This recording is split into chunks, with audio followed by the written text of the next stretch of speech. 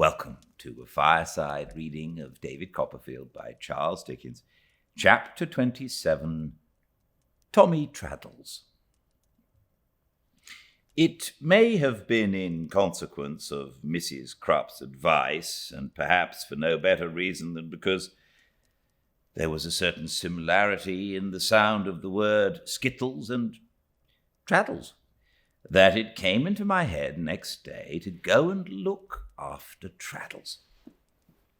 The time he had mentioned was more than out, and he lived in a little street near the veterinary college at Camden Town, which was principally tenanted, as one of our clerks who lived in that direction informed me, by gentlemen students who bought live donkeys and made experiments on those quadrupeds in their private apartments. Having obtained from this clerk a direction to the academic grove in question, I set out the same afternoon to visit my old schoolfellow. I found that the street was not as desirable a one as I could have wished it to be for the sake of Traddles. The inhabitants appeared to have a propensity to throw any little trifles they were not in want of into the road, which not only made it rank and sloppy, but untidy too on account of the cabbage leaves. The refuse was not wholly vegetable either, for I saw myself a shoe, a double-up saucepan, a black bonnet, and an umbrella in various stages of decomposition, as I was looking out for the number I wanted.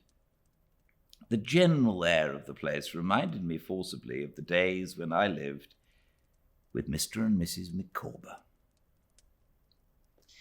An indescribable character of faded gentility that attached to the house I sought and made it unlike all the other houses in the street, though they were all built on one monotonous pattern and looked like the early copies of a blundering boy who was learning to make houses and had not yet got out of his cramped brick-and-mortar pothooks, reminded me still more of Mr. and Mrs. Micawber.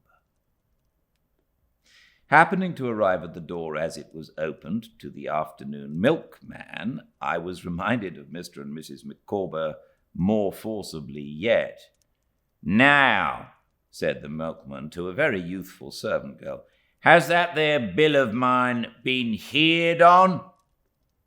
"Oh, master says he'll attend to it immediate," was the reply.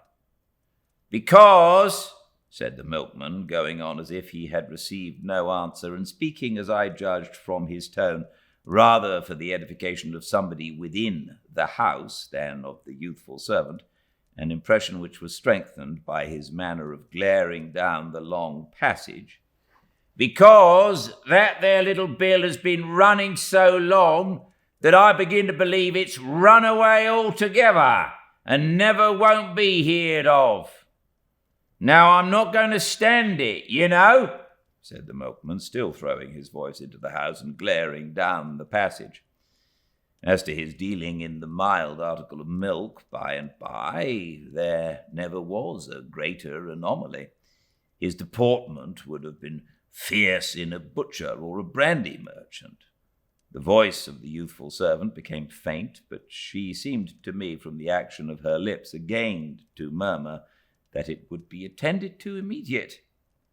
"I tell you what," said the milkman, looking hard at her for the first time and taking her by the chin, "are you fond of milk?" "Yes, I likes it," she replied. "Good," said the milkman. "Then you won't have none tomorrow. Do you hear? Not a fragment of milk you won't have tomorrow." I thought she seemed upon the whole relieved by the prospect of having any today. The milkman, after shaking his head at her darkly, released her chin, and with anything rather than goodwill, opened his can and deposited the usual quantity in the family jug. This done, he went away, muttering, and uttered the cry of his trade next door in a vindictive shriek. "Does Mr. Traddles live here?" I then inquired. A mysterious voice from the end of the passage replied, "Yes," upon which the youthful servant replied, "Yes." "Is he at home?" said I. Again the mysterious voice replied in the affirmative, and again the servant echoed it. Upon this I walked in, and in pursuance of the servant's directions walked upstairs, conscious, as I passed the back parlour door, that I was surveyed by a mysterious eye, probably belonging to the mysterious voice. When I got to the top of the stairs, the house was only a story high above the ground floor, Traddles was on the landing to meet me. He was delighted to see me and gave me welcome with great heartiness to his little room. It was in the front of the house and extremely neat, though sparely furnished. It was his only room, I saw, for there was a sofa bedstead in it, and his blacking brushes and blacking were among his books on the top shelf behind a dictionary. His table was covered with papers, and he was hard at work in an old coat. I looked at nothing that I know of, but I saw everything, even to the prospect of a church upon his china inkstand as I sat down, and this too was a faculty confirmed in me in the old Micawber times. Various ingenious arrangements he had made for the disguise of his chest of drawers and the accommodation of his boots, his shaving glass, and so forth, particularly impressed themselves upon me as evidences of the same Traddles who used to make models of elephants' dens in writing paper to put flies in, and to comfort himself under ill usage with the memorable works of art that I have so often mentioned. In a corner of the room was something neatly covered up with a large white cloth. I could not make out what that was. "Traddles," said I, shaking hands with him again after I had sat down, "I am delighted to see you." "I am delighted to see you, Copperfield," he returned. "I am very glad indeed to see you. It was because I was so thoroughly glad to see you when we met in Ely Place, and was sure you were thoroughly glad to see me, that I gave you this address instead of my address at Chambers." "Oh, you have Chambers," said I. "Why, I have the 4th of a womb and a passage, and the 4th of a clerk," returned Traddles. "3 others and myself unite to have a set of chambers to look businesslike, and we quarter the clerk too. £0.50 a week he costs me.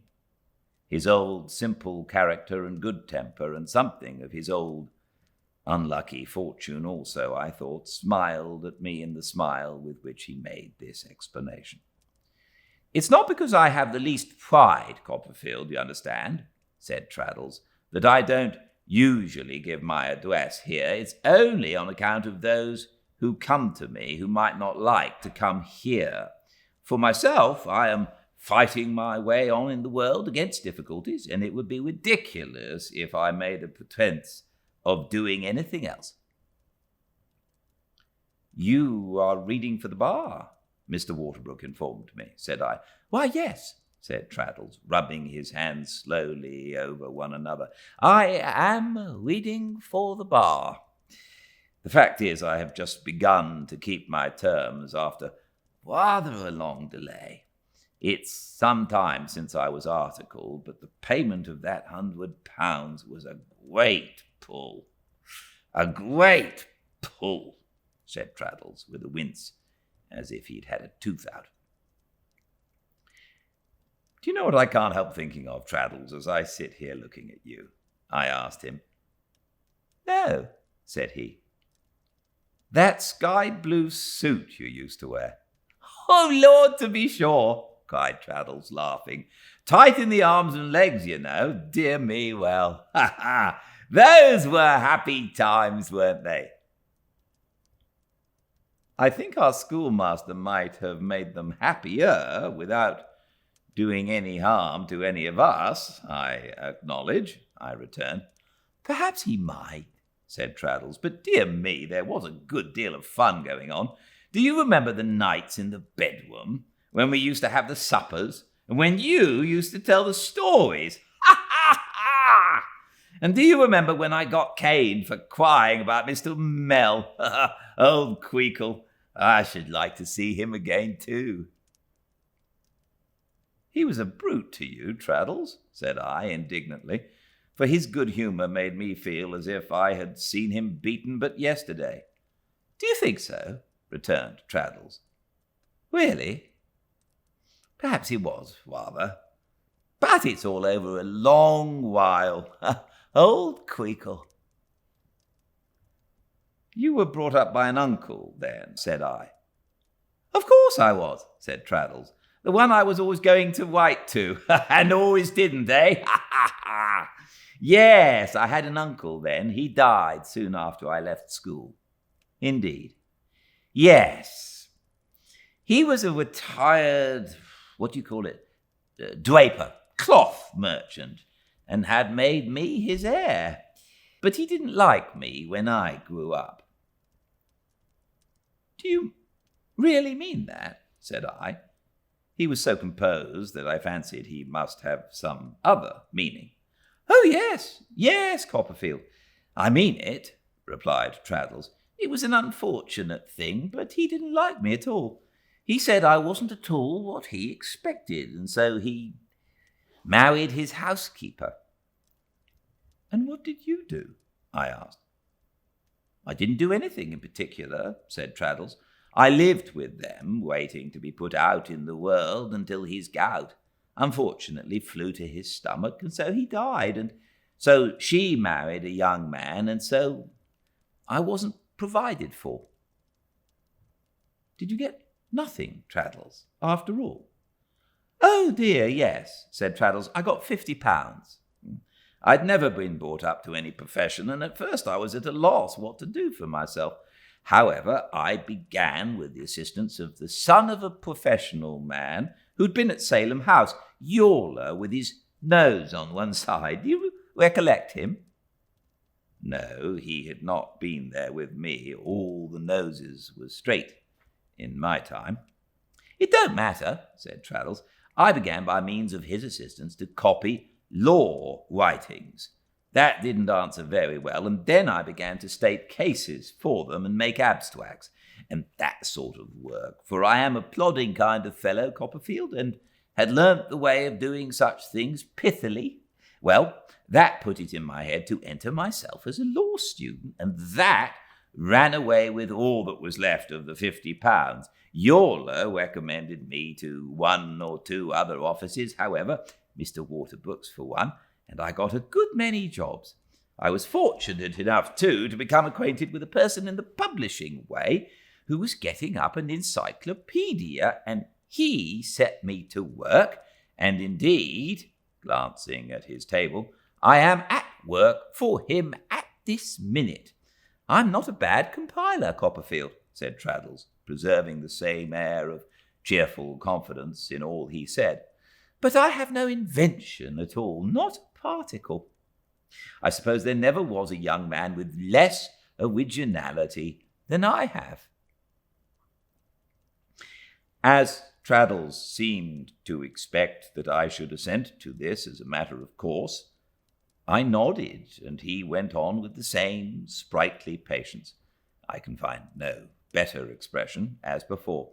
"So, by little and little, and not living high, I managed to scrape up the £100 at last," said Traddles, "and thank heaven that's paid.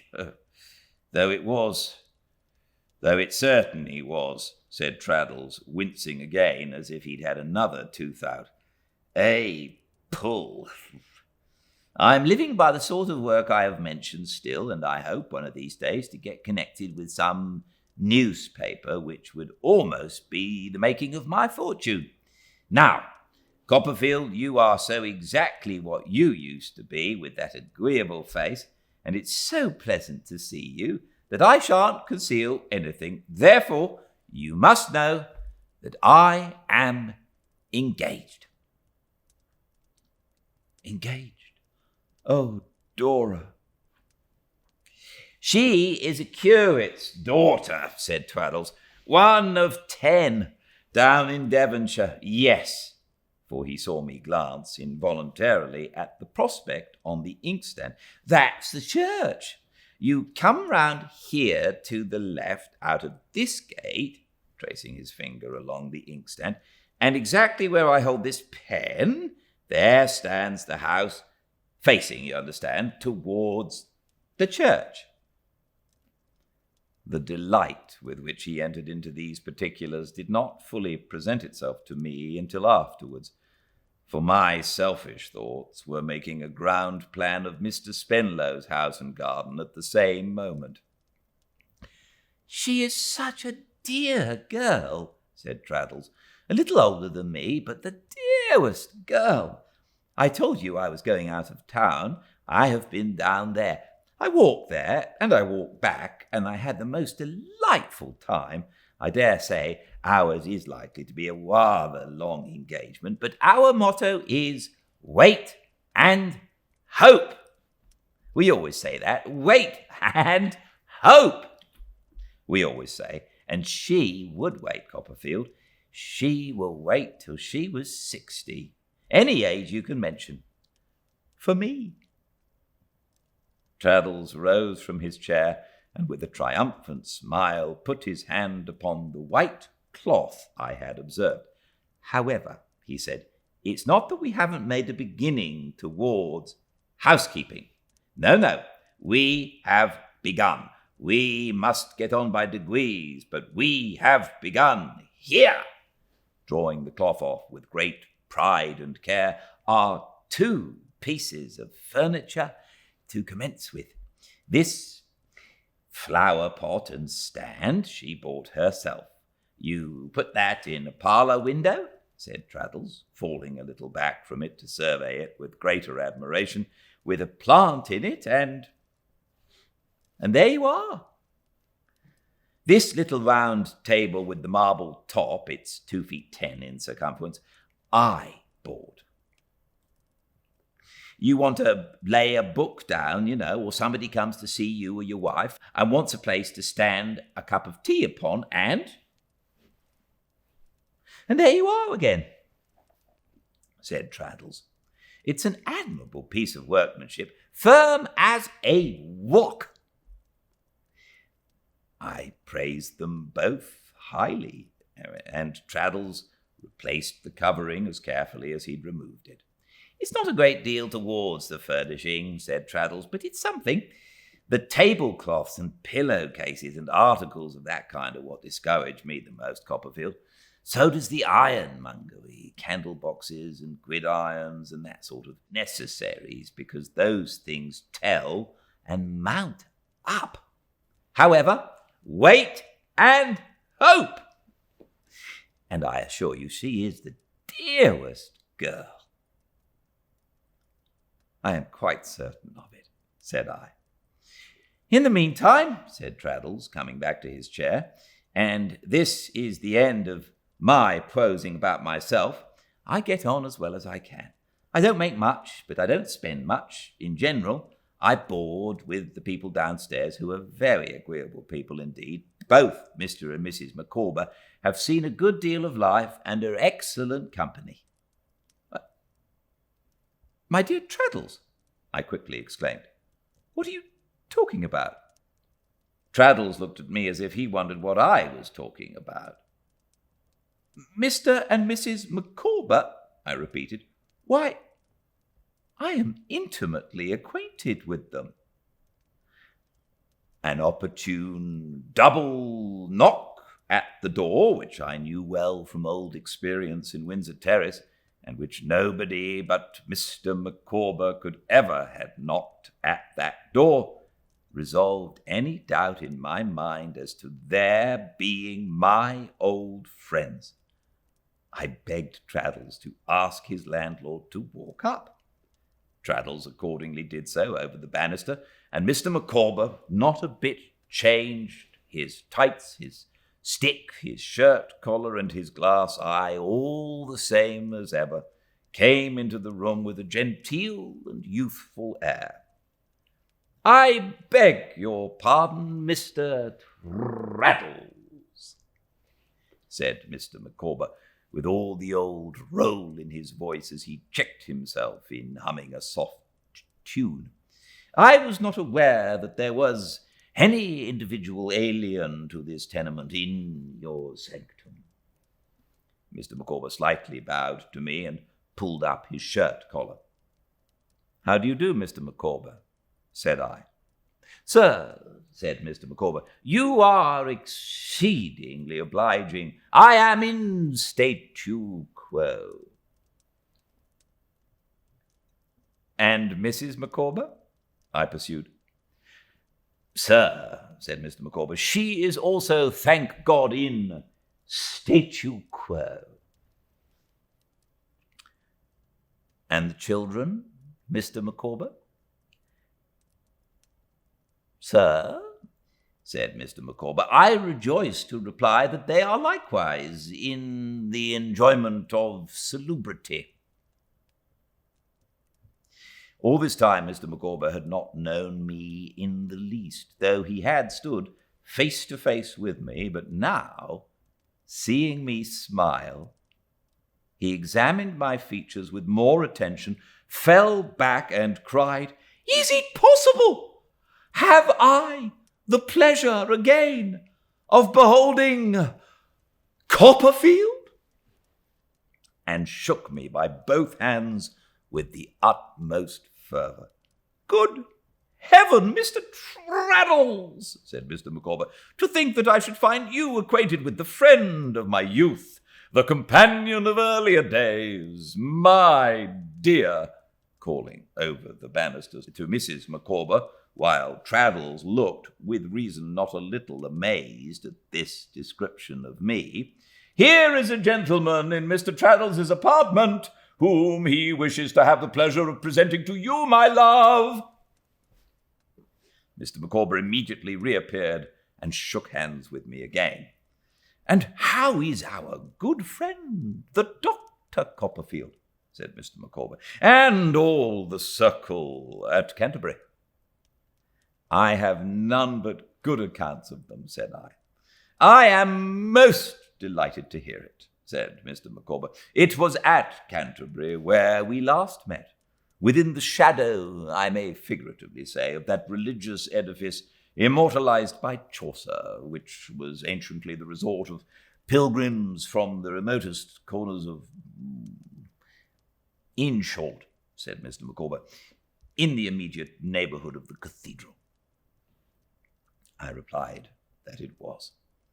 Mr. Micawber continued talking as volubly as he could, but not, I thought, without showing by some marks of concern in his countenance that he was sensible of sounds in the next room, as of Mrs. Micawber washing her hands and hurriedly opening and shutting drawers that were uneasy in their action.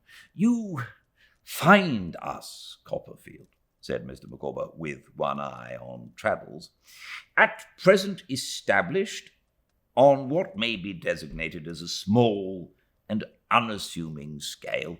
But you are aware that I have, in the course of my career, surmounted difficulties and conquered obstacles.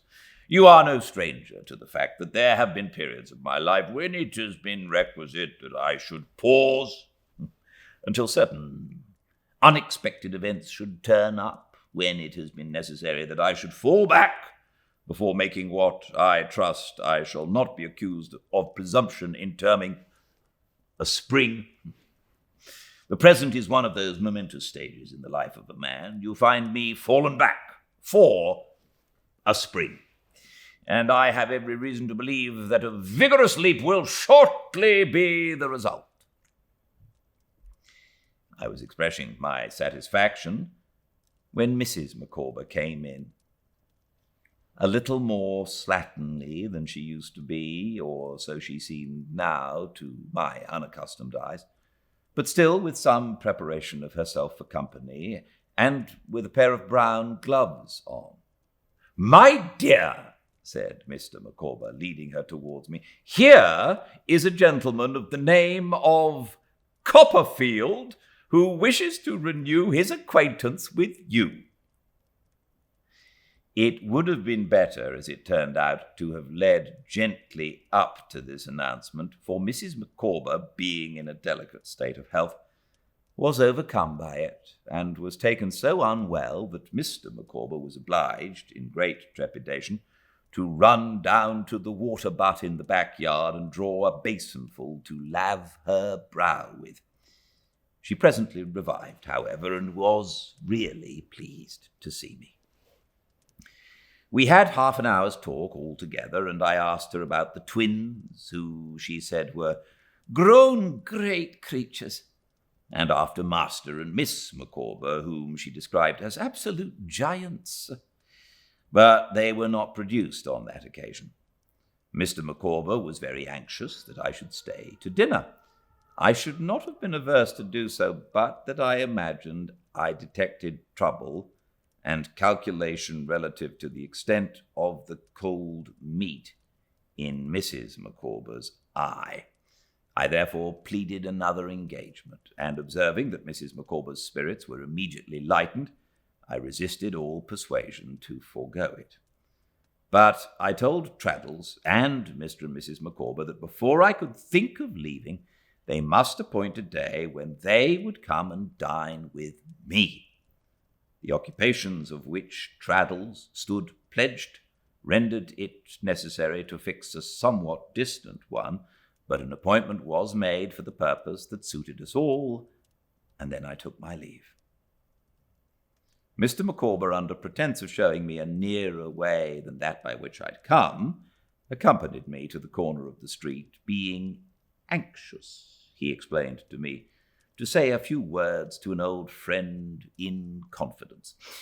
"My dear Copperfield," said Mr. Micawber, "I need hardly tell you that to have beneath our roof, under existing circumstances, a mind like that which gleams, if I may be allowed the expression, which gleams in your friend Traddles, is an unspeakable comfort.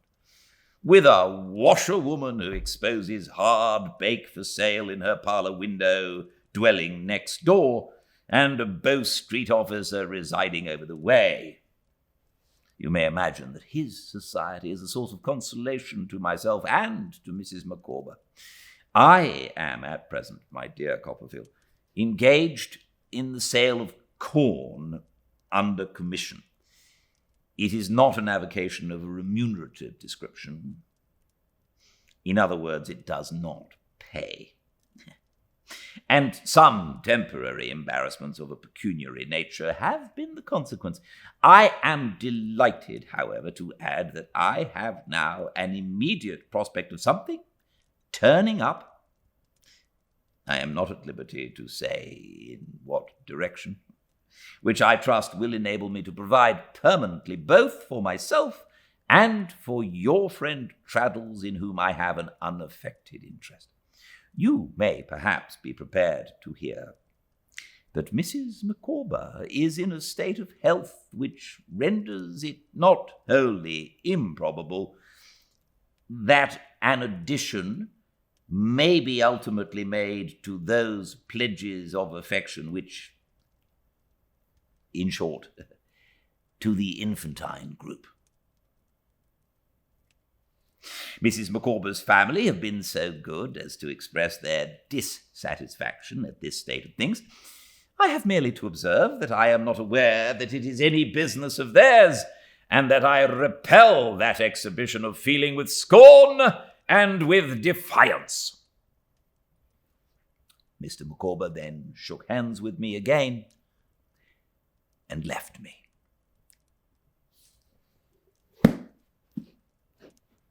Thank you so much for joining me. I look forward to seeing you all tomorrow, same time and place, 5 Pacific, at Fireside Reading on Instagram.